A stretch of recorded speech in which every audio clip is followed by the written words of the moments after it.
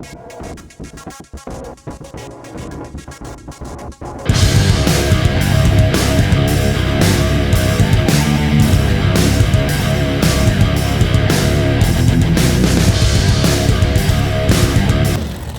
we're going to change oil on my 1996 F250 7.3 Power Stroke. I'm going to just go over the basics, how to do it in case you don't know. I'm going to go over what we need. I use Rotella. You can use Delvac. Rotella and Delvac, they have cleaners for diesel engines. It'll help with the injectors and so on and so forth. You'll need a FL 1995. I like to use Motorcraft. A lot of it, I mean, everybody makes a filter for it, but they're readily available everywhere. You'll need a strap to get the oil filter off. You need a 3/4 inch wrench that gets the drain plug out. Now the hammer and punch is to drain your oil filter, which just makes it easier, cleaner to get off. Not really easier, but it's just not as messy when you drain the filter. That's just something I've learned of a lot of oil running down your arm kind of things. Obviously you need a rag because they're dirty, but let's go ahead and dive into this. Okay, so obviously your drain plug is right on the bottom of your drain pan or oil pan. You want to put your drain pan right under it. I mean, it's common sense, I would think. Your oil filter's right here next to that. It's a big oil filter. So your usual, I have some metal oil filter wrenches, but they're not big enough for this particular one. So that's where the strap wrench comes in. It's easier than everybody wants to put screwdrivers and stuff through it. Just spend the money and get you one of those. You're going to do it over and over, and it's just, until you break one of those off where the threads are, you won't understand why. It's just easier to spend the money on the wrench. Alright guys, for all you guys working on 7.3s or anything with a big oil filter on, I'm going to give you a little tip where it's not so messy and hard to deal with. If you just take a screwdriver or a punch like I got,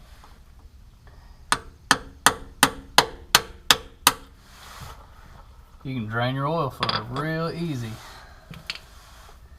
and it's not such a mess when you take it apart. So that's just a little quick tip for you guys that's dealing with these big truck filters and stuff. This is where the poking the hole comes in. I'll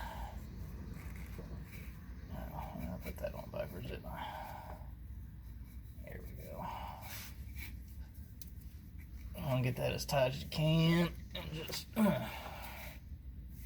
which it will probably still drain some oil down. But if you don't poke this hole in it, it all runs down the side, and it just sucks. Then you do this to get it, and it runs down your arm. So that's just one of those little tips that when you get the filter off, you just want to get your rag, you just want to wipe all this off. It really doesn't, I won't say it doesn't do anything. It cleans that surface off, so when you put your new filter on, it'll seal and won't leak. Because if you get that where it's leaking, they're just a pain, because they're all loose, and they are just a pain to get to seal again. Alright, we got the filter off, we've drained the oil. Now with your oil filter, a lot of people do miles. I just go by the date because I don't drive this truck enough to go by miles. I probably put 7,000 or 8,000 a year on it, but you're supposed to change oil every 6 months. So today is 6/21/19. So I change mine every December, every June. But before you put your filter back on the truck, I'll say one of the best things you can do is fill your oil filter up. This keeps it from starting dry, and it gives it some oil to suck up into the injectors when you first turn it over. It'll hold 2 quarts. And this whole truck holds 15 quarts total. So this filter holds a lot of oil.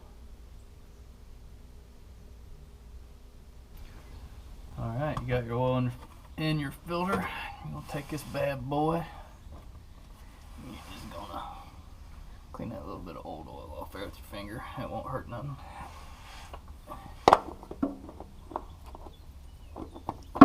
Spins right on like anything else. You just want to put it on there hand tight because it will seal itself. If you crank it on there too tight when you put it on, it will seal on there so tight that you can't hardly get it off. So just put it on hand tight. Alright, now we're done with everything at the bottom. You want to come up here and you'll take out your oil filler cap, which is usually kind of a pain. Now there's 2 ways you can dump this. If you've been doing it long enough, you can usually just dump it in there and it's alright. It'll go right in that hole. But if you're not real good at aiming, just get you a funnel. Now the easy way to measure this is you'll just dump 3 gallons, because Rotella comes in gallons, unlike a lot of oils that come in 5 quarts. So you'll just use 3 gallons, and then when you go to that next one, remember you already put about 2 quarts in the oil filter, because that's what that holds. So you can dump the 3 gallons in, and then you can kind of go from there. So you already have, let's see, 12, probably close to 14 in it. So once you get your 3 gallons in there, just start up, let it run for a minute. It won't hurt it. It'll be a little low, but it won't hurt it. Then let it sit, and then you can just measure out your other quart or so. All trucks are a little different. Some hold a little more, some hold a little less for some reason. Then you just put your oil filler cap back in. Cars the same way. It'll click once or twice, and that should be the end of it. What a lot of people on the line say is you get over here and you have your high pressure oil pump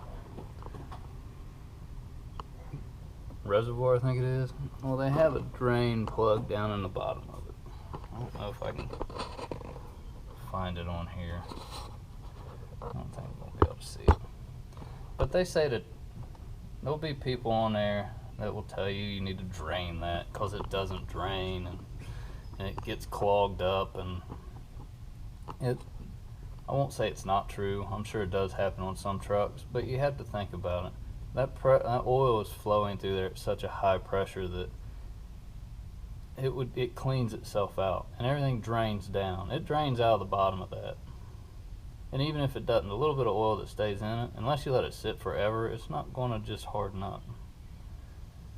So when you get online and watch all these videos, there's a lot of people that say you need to drain that. And I'm sure that every now and then it probably wouldn't hurt, but I've never drained one on any of the trucks we've ever worked on, and we've never had that problem. And we've put 400,000 or 500,000 miles on trucks. So and if you want to do it, it's cool, and I'm sure it's a little extra insurance on those, but I wouldn't go through the trouble if you're just driving yours every day and doing maintenance on it, changing the oil every 5,000 miles. I wouldn't worry about it.